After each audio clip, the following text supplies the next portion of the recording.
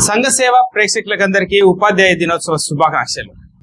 ఉపాధ్యాయ దినోత్సవ సందర్భంగా మన వద్ద కడప జిల్లా ప్రొద్దుటూరులో ఉన్నటువంటి గౌతమి మహిళా ఇంజనీరింగ్ కాలేజీలో పనిచేస్తున్నటువంటి అసిస్టెంట్ ప్రొఫెసర్ నాగమణి గారు మన వద్ద ఉన్నారండి.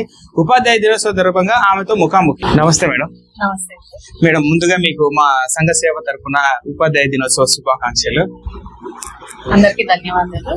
అలాగే మేడం, మా ప్రేక్షకుల కోసం మీ పరిచయం మేడం. అందరికీ నా నమస్సుమాంజలులండి. నా పేరు భూమిరెడ్డి నాగమణి దేవి. మా హస్బెండ్ పేరు దైవ బ్రహ్మానంద రెడ్డి.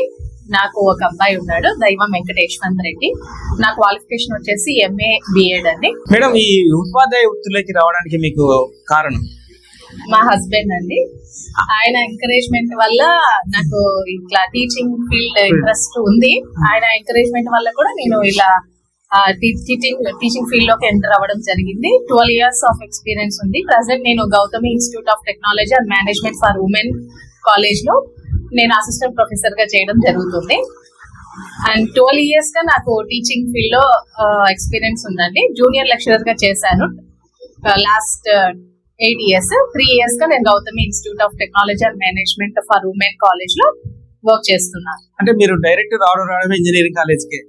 లేదు సార్, ఫస్ట్ ప్రైమరీ స్కూల్ లో జాయిన్ అయ్యాను. అక్కడ రెప్యుటేషన్ తోటి నాకు డైరెక్ట్ గా జూనియర్ కాలేజెస్ కి ఇన్విటేషన్ వచ్చింది. అండ్ జూనియర్ కాలేజెస్ లో 9 years చేసిన తర్వాత నాకు గౌతమి కాలేజ్ నుంచి కాల్ వచ్చింది.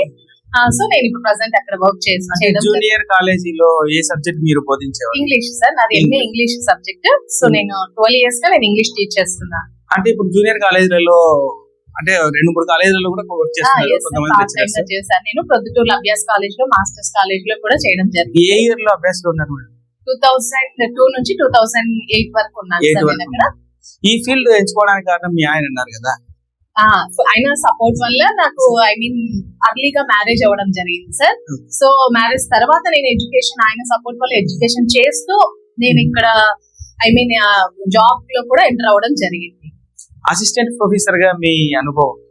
చాలా సార్, మాకు కాలేజ్ చాలా ఫుల్ సపోర్ట్ ఇస్తుంది. అసిస్టెంట్ ప్రొఫెసర్ గా ఉన్నాను నేను అక్కడ. అండ్ అక్కడ ఓన్లీ ఉమెన్స్ కాలేజ్ కాబట్టి మనకి బేసిక్ గా ఉమెన్స్ కి చాలా సపోర్ట్ ఇస్తారు మేనేజ్మెంట్. అన్ని ఆస్పెక్ట్స్ లో చాలా బాగుంటుంది కాలేజ్ కూడా. అంటే మీరు జాయిన్ అవ్వడమే అసిస్టెంట్ ప్రొఫెసర్ గా జాయిన్ అయ్యారు, లెక్చరర్ గా కాదు? అక్కడ అసిస్టెంట్ ప్రొఫెసర్ గానే జాయిన్ అయ్యారు. 12 సంవత్సరాల నుంచి ఈ వృత్తిలో కొనసాగుతున్నారు. అంటే ఉపాధ్యాయులు ఏ విధంగా ఉన్నారు మేడం పిల్లల పట్ల? చాలా, అంటే ఒక టీచర్ గా మనం ఫస్ట్ ఉండాల్సింది పంక్చువాలిటీ సార్. పంక్చువాలిటీ, కరెక్ట్ టైంలో మనం ఇన్ టైంలో ఉన్నట్లయితే మన పిల్లలకి ఫస్ట్ పాయింట్ అదే మనం నేర్పించాలి. అండ్ డిసిప్లైన్ గా ఉండటము, హ్యూమిలిటీ ఉండటము, అనుకోగా ఉండటము పిల్లలు. And more over girls empowered గా ఉండాలి. కష్టపడితే ఎవరైనా కూడా ఏదైనా సాధిస్తారు. అండ్ సాధించిన తర్వాత కూడా వాళ్ళు ఎలా అంటే మరి ఈగోయిస్ట్ కాకుండా వాళ్ళ ఉన్న పొజిషన్ లో మంచిగా రాణిస్తే లైఫ్ ఎవరిదైనా కూడా బాగుంటుందని నా అభిప్రాయం. అలాగే మేడం, మీరు ఇంటర్ లో విద్యా బోధన చేసేటప్పుడు పిల్లలు ఏ విధంగా ఉన్నారు? ఇప్పుడు మీరు ఇంజనీరింగ్ కాలేజ్ లో ఉన్నారు కదా, ఆ ఇంటర్ కి ఇంజనీరింగ్ కి తేడా?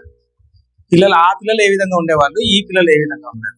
ఇంటర్ పిల్లలు కొంచెం బేస్ తక్కువ నాలెడ్జ్ తో వస్తారు సార్, సబ్జెక్ట్ వైజ్. మళ్ళీ అది మేము డెవలప్ చేసుకుంటాము. కానీ డిసిప్లిన్ వరకు ఆల్మోస్ట్ అందరు ఒకేలాగానే ఉంటారు. అండ్ ఇంటర్మీడియట్ తర్వాత ఇంజనీరింగ్ కాలేజెస్ లో ఎలా అంటే ఆల్మోస్ట్ వాళ్ళకి సబ్జెక్ట్ వచ్చేసి ఉంటది.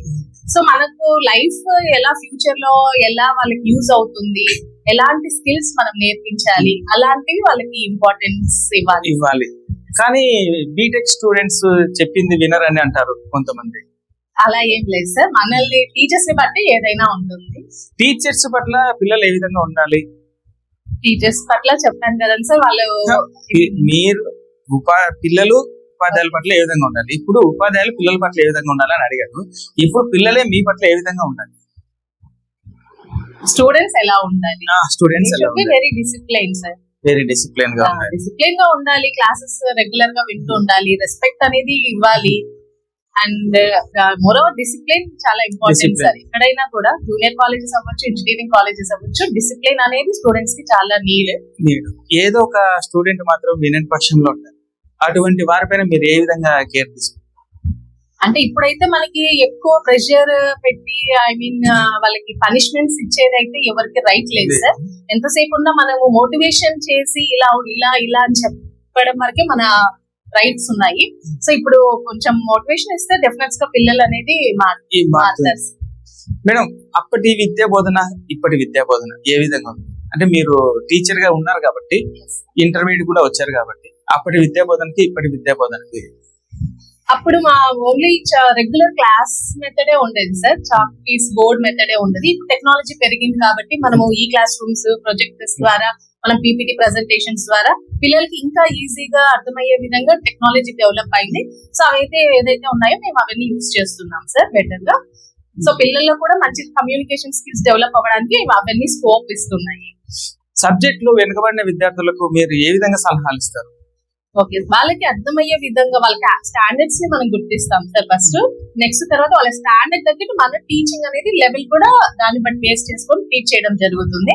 అండ్ ఎక్స్ట్రా రెమిడియల్ క్లాసెస్ తీసుకొని ప్రత్యేకించి వాళ్ళకు దగ్గరుండి శిక్షణ ఇవ్వడం జరుగుతుంది. ఇప్పుడు ఉండే సిచ్యువేషన్ లో బాయ్స్ బీటెక్ స్టూడెంట్స్ వాళ్ళు ఎన్నో వ్యసనాలకు బానిసై కొంతమంది ఏదో జరుగుతుంది. అటువంటి వాళ్ళకి మీరు ఏమైనా సలహాలు ఇవ్వదు సార్? చాలా సార్, అవి జరగకూడదు. అవన్నీ దురదృష్టవశాత్తు జరుగుతున్నాయి. సో అది స్టీరియో టైప్స్ ఏవైతే ఉన్నాయో అవి పెంపకంలో నుంచే మార్పులు రావాలనేది నా ఉద్దేశం సార్. ఆ స్టీరియో టైప్స్ ఏవైతే ఉన్నాయో అవి బ్రేక్ అయితే జరగాలి. సో పేరెంట్స్ ఫస్ట్ ఏంటంటే అమ్మాయిలు అబ్బాయిలు ఇద్దరిని ఈక్వల్ గా పెంచడం కానివ్వండి, వాళ్ళని కేర్ టేకింగ్ కానీ చేసుకుంటే బాగుంటుంది. సో ఈ అమ్మాయిలు కదా ఇంటి వరకు పరిమితము, ఇంటి పనులే చెయ్యాలి అమ్మాయిలు, అబ్బాయిలు బయట తిరగాలి, బయట ఏమైనా థింగ్స్ కావాలంటే అబ్బాయిలే పంపించాలి, ఇలాంటివన్నీ బ్రేక్ చేయాలి. ఇద్దరు ఈక్వల్ గానే ఉండాలి అనేది పెంచడంలో కూడా వాళ్ళ మార్పు తీసుకోవాలి. అలాంటి మోటివేషన్స్ మీ కాలేజీలో ఏమైనా? తప్పకుండా సార్, అవన్నీ జరుగుతూ ఉంటాయి సార్. మోటివేషనల్ క్లాసెస్ చాలా మనకి బయట నుంచి గెస్ట్ లెక్చర్స్ వస్తుంటారు, మేము కూడా తీసుకుంటా ఉంటాం మోటివేషనల్ క్లాసెస్. అవన్నీ కూడా జరుగుతుంటాయి సార్ కాలేజ్ లో. మేడం, చివరిగా రాబోయే విద్యార్థులు ఉన్నారు, అలాగే టీచర్స్ ఉన్నారు, వాళ్ళకి మీరు ఏమైనా సలహాలు? అంటే కొత్తగా వచ్చే ఉపాధ్యాయుల ఫీల్డ్ లోకి కొత్తగా వచ్చే వాళ్ళకి ఇప్పుడు డిఎస్సి పడుతుంది రాస్తున్నారు, అలాగే కాకుండా ప్రైవేట్ స్కూల్స్ లో కూడా పనిచేసేదానికి వస్తున్నారు కొంతమంది. ఆ టీచర్స్ కి మీరు ఏమైనా సలహాలు ఇస్తారు? సబ్జెక్ట్ మంచిగా పెంచుకొని వస్తే బాగుంటుంది. అప్కమింగ్ టీచర్స్ కి సబ్జెక్ట్ లేకుండానే ఎంటర్ అవుతున్నారు సార్ చాలా మంది. సో సబ్జెక్ట్ నేర్చుకోవాలి అండ్ పిల్లల్ని వే ఆఫ్ స్టాండర్డ్స్ ని చూసుకొని టీచ్ చేస్తే బాగుంటుందని నేను అనుకుంటున్నాను. ఓకే మేడం, చివరిగా మా సంఘ సేవ న్యూస్ మీరు ఏమైనా చెప్పదలుచు? సంఘ సేవ న్యూస్ ఈ ఆపర్చునిటీ ఇచ్చినందుకు చాలా ధన్యవాదాలండి. సో మాకు టీచర్స్ డే సందర్భంగా మమ్మల్ని ఇంటర్వ్యూ చేసి ఈ విధంగా మమ్మల్ని మహిళల్ని చాలా ఎంకరేజ్ చేస్తున్నారు మీ ఛానల్ తరపు నుంచి మమ్మల్ని. సో నేను అందరి మహిళలకి ఏం చెప్తున్నాను అంటే, ఉమెన్స్ అనేది ఎంపవర్డ్ అవ్వాలి. అది ఏ విధంగా అయినా అవ్వచ్చు. సో వాళ్ళు ఉమెన్ ఎంపవర్మెంట్ అనేది ఇంకా రావాలనేది కోరుకుంటున్నాను. సో అందరికీ ధన్యవాదాలు. మరొకసారి మీకు మా సంఘ సేవ న్యూస్ తరపున ఉపాధ్యాయ శుభాకాంక్షలు కూడా. Thank you sir. విన్నారు కదండి, మన కడప జిల్లా ప్రొద్దుటూరు పట్టణంలో ఉన్నటువంటి గౌతమి మహిళా ఇంజనీరింగ్ కాలేజీలో పనిచేస్తున్నటువంటి అసిస్టెంట్ ప్రొఫెసర్ నాగమణి మేడం గారు విద్యార్థులు ఏ విధంగా ఉండాలి, విద్యార్థుల పట్ల టీచర్స్ ఏ విధంగా ఉండాలి, టీచర్స్ వద్ద విద్యార్థులు ఏ విధంగా ఉండాలి, మోటివేషన్ ఏ విధంగా ఉండాలి, పిల్లల్లో భవిష్యత్తు ఏ విధంగా ఉండాలి, టీచర్స్ ఏ విధంగా ఉండాలి అని ఆమె అమూల్యమైన సలహాలు సూచనలు ఇచ్చారు. చూస్తూనే ఉండండి సంఘ సేవ న్యూస్.